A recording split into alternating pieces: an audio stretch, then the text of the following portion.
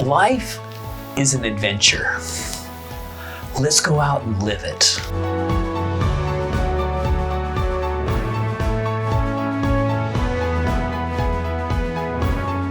You know, the other day I thought, hey, I know what I want to do. I want to go on a bicycle adventure. Now, I love bicycling for a couple of reasons.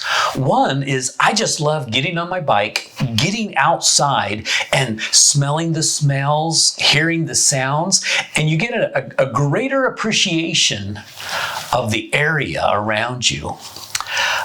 It also does this for me. It helps keep me in shape. Because as I get older, you know, I want to be ministering to people and traveling and doing what we do for a long time. And maybe riding this bike will keep me healthier for a long time. So I thought, you know what I want to do? I want to go on an overnight bicycle adventure. And I've never really done this before. So I went down and I bought my little cheap one-man tent from Walmart. I got my sleeping bag and I got my saddlebags and I loaded them up with clothes and food and all the stuff that you need for a bike ride and headed out. Now, I had looked at the map and I have ridden bicycles enough to know that, hey, I can go from point A here to point B here, and I'm going to set up my tent and do an overnight camping trip on my bicycle. In fact, if you do want to see what I was up against that day, I do have some video footage of me trying to set up my tent in the wind. I think you'll enjoy it. After a long day of riding, I ended up in this little park here near Driscoll, North Dakota, and I put some gear on my bike. I wanted to try this setup and see if it would work for a long distance ride. I can tell just by riding today that I'm going to need to kind of move some things and shift some things around a little bit. But it's been a good day. I've had a headwind all day long, and it's starting to maybe calm down a little bit. But I get to spend the night in this beautiful park, and so I'm going to set up my tent. I'm going to try out my camping gear and go from there.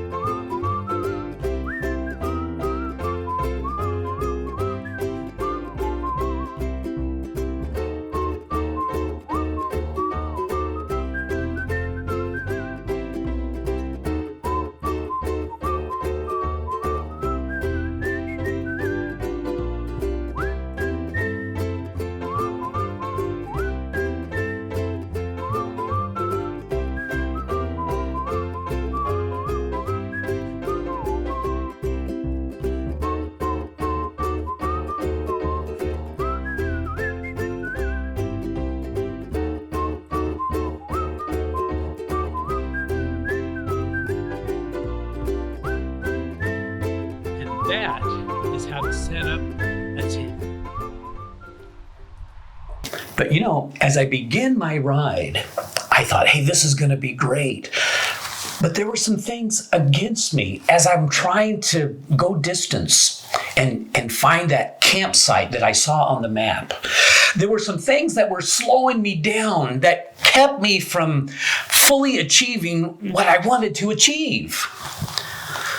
One was, I'm not as young as I used to be, nor have I ridden my bike that much this year to be in prime bicycle shape. Now, I want to make some spiritual analogies here because I'm looking at this, and especially if you're here and you call yourself a Christian and you've invited Jesus to be your Lord and Savior, you want to please him and you want to do the best you can. But I've learned this is that if we're not really focused and being who we need to be and walking that out, we're not going to be as efficient as we would like to be for God. I haven't ridden my bike very much, and so I wasn't in tip-top shape. Also, my bike was a lot heavier than it usually is because when I go on a ride, I just get on my bike and I go for a ride. But this was an overnight ride, so I needed some extra things. I needed a sleeping bag. I needed my tent, extra clothes, food, extra water, about 40 pounds worth. Now, adding 40 pounds to your bike, that's going to slow you down as well.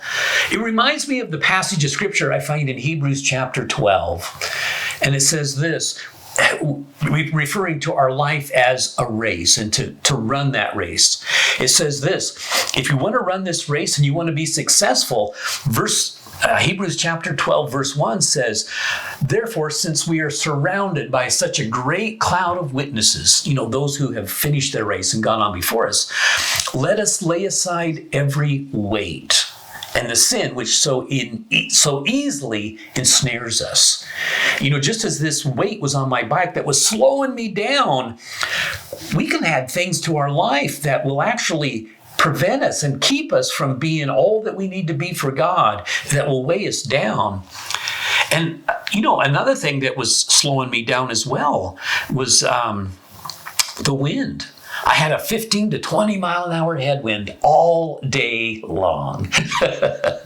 And I think a headwind is more devastating than climbing steep hills. And so it was a threefold effect. Not being in perfect shape, having an extra 40 pounds on my bike, and riding into a headwind. I never achieved the spot that I thought I would get. But in the same way, spiritually, as we look at our lives, what are those things that we're allowing in our lives that are going to hinder us, that are going to slow us down, that are going to keep us from achieving what God has for us? The scripture goes on to say this, and let us run with endurance. That means we're not giving up. We're not going to stop. We're going to get ourselves in shape, and we're going to give it the best effort that we can. Let us run with endurance the race that is set before us. Now, here's the good news, because this is the focus. See, this is where we come to. It says this in verse 2, looking unto Jesus. He's the author and he's the finisher of our faith. That means he's there at the beginning of our race, and he's there at the finish line, and he's the reason we're running this race to begin with. He's the author and he's the finisher of our faith. Because you see, the Bible says something about Jesus. Look what it says. Who for the joy that was set before him endured the cross, despising the shame, and has sat down at the right hand of the throne of God. I looked at that verse and I'm thinking what Jesus did for me. He came to this earth. He loved you and me so much that he took my place. He took your place when they nailed him to a cross, so that if we call out to him and say, Jesus, will you forgive me? He was the sacrifice that can take away our sin.